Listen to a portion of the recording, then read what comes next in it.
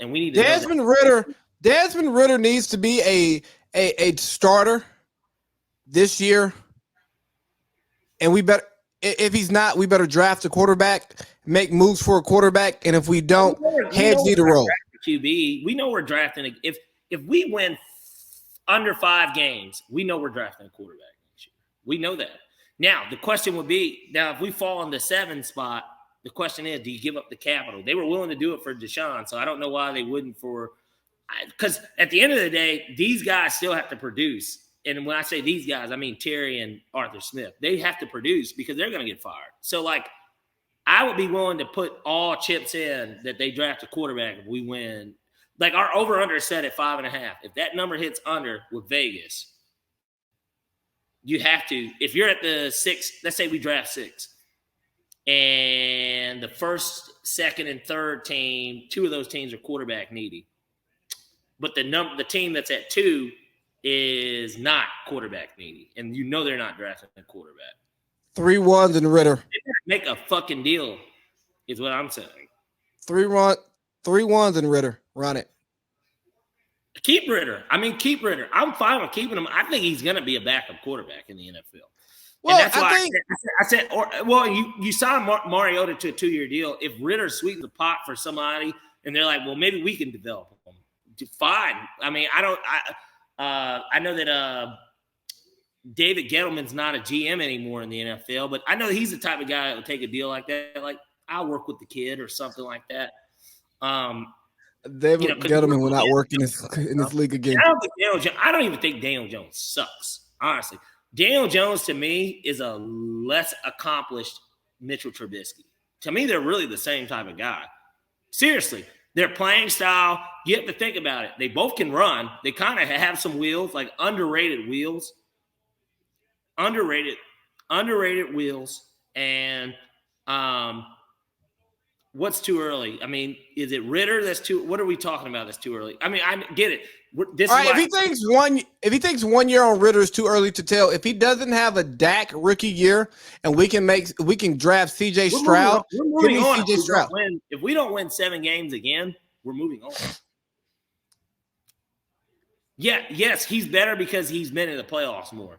But realistically, when you watch, the eye test tells me they're the same guy. And honestly, eye test tells me I don't want either of them on running my team. Unless we're tanking. Fair enough. Just for one season.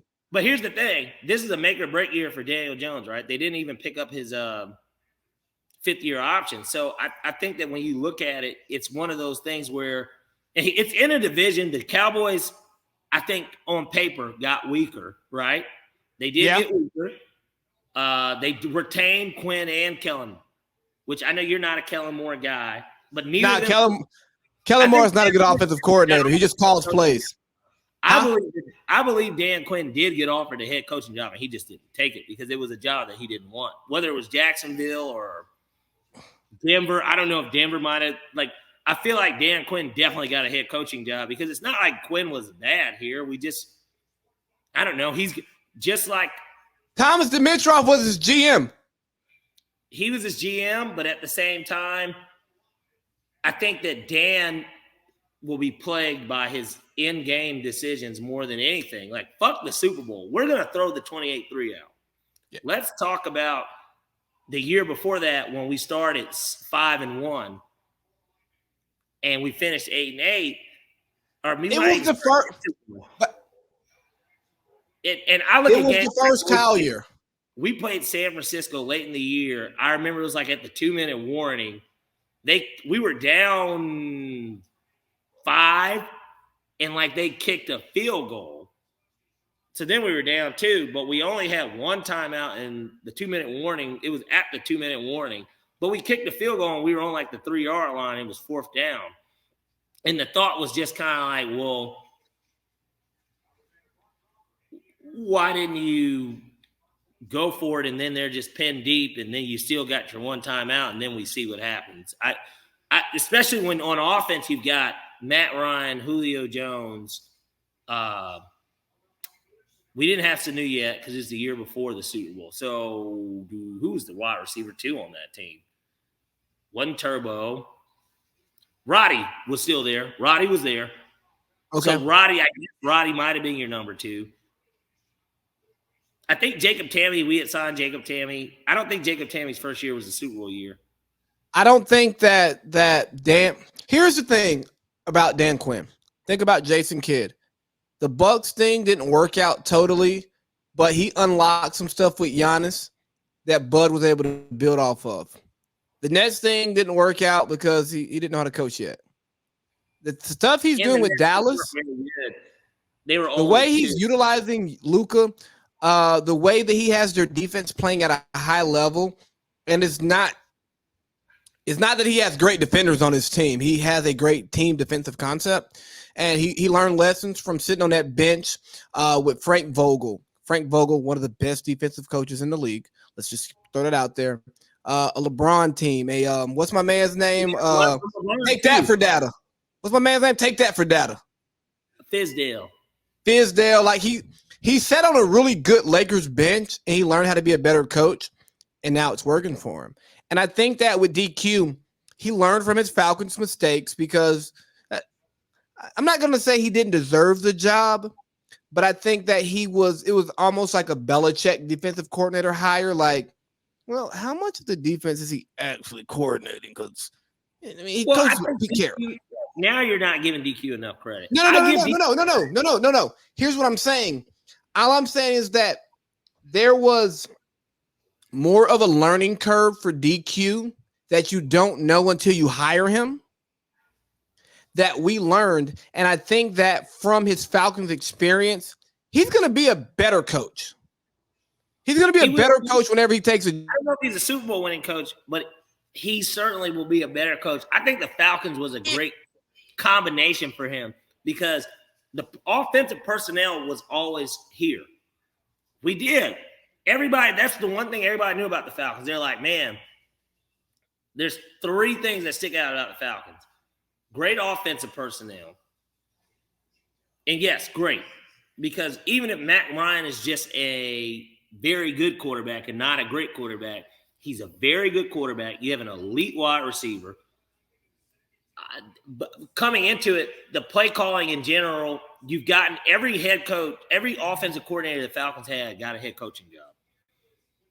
Look at it. Seriously. Mike Mularkey was Matt Ryan's first OC, head coaching job. He went to Tennessee. Dirk Cutter, next OC, goes to Tampa. Next OC, Kyle Shanahan. Gets a head coaching job. Sark was kind of a whooping boy because I think that everybody expected so much out of Sark because of how great the team was. Sark, still, he's a head coach at one of the 3 most prestigious college football programs, and they paid him an ass load of money.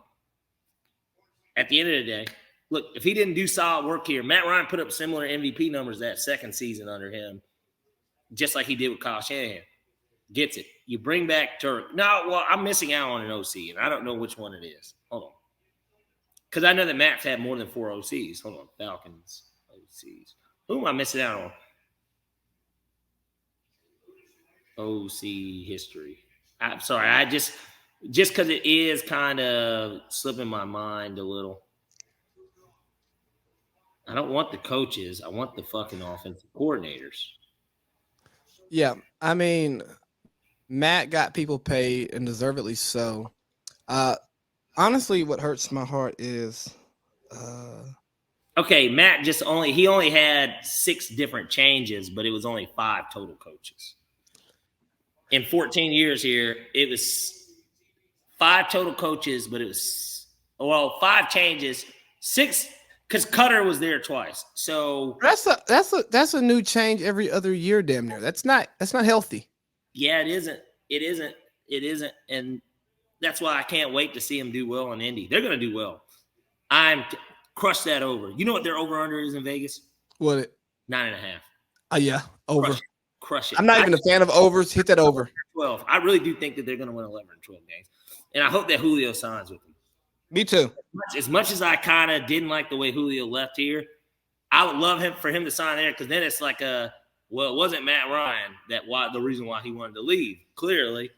But Andy, it fits a perfect Pittman. He could be a 2 to Pittman as long as he can stay healthy. And Matt, no offense to Ryan Tannehill, but super offense to Ryan Tannehill, which is why they drafted Malik Willis. Come on, man. Let's stop acting like this. Let's stop acting like Ryan Tannehill is Matt Ryan. There's no comparison. They just have Ryan in their name. That's the only similarity. And they're white. One of them played wide receiver half his time in college. You're right.